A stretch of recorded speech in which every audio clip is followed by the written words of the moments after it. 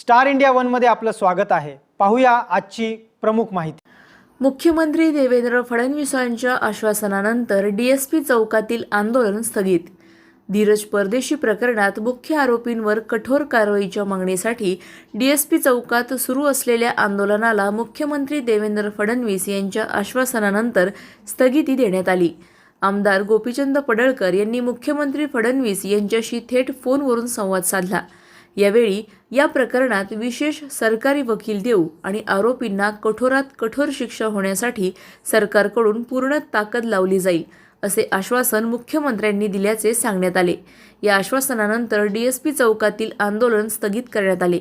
मात्र धीरज परदेशी यांना न्याय मिळेपर्यंत लढा सुरूच ठेवणार अशी भूमिका आंदोलनकर्त्यांनी व्यक्त केली।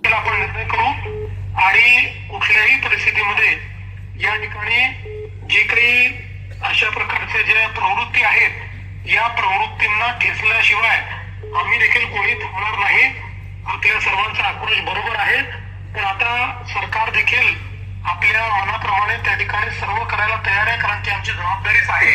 त्यामुळे आपल्या सर्वांना विनंती आहे की आपण आता हे जे काही आंदोलन इथे पुकारलेलं आहे त्याच्यावर आम्ही सकारात्मक निर्णय करत असल्यामुळे आपण ते परत घ्यावं आणि त्या ठिकाणी जे काही अंतिम क्रिया वगैरे आहेत त्या आपण पूर्णपणे कराव्यात अशी आपल्या सर्वांना विनंती आहे। साहेब आणि विषय संग्राम मया बोलतात साहेब, ते एक आपलं हे जे आहे प्राण साहेब पण इथे त्यांनी काल नोटीस लावली काही अनाधिकृत घर आहे ग्रामपंचायतचे महापालिकात अनाधिकृत घर आहे तर ते सुद्धा ड्यू प्रोसेस पूर्ण करून त्याची ड्यू प्रोसेस पूर्ण करून आपण जे अतिक्रमण आहे तेही ड्यू प्रोसेस पूर्ण करून तेही आपण काढू। धन्यवाद साहेब, आपण दखल घेतली, आभारी आहे।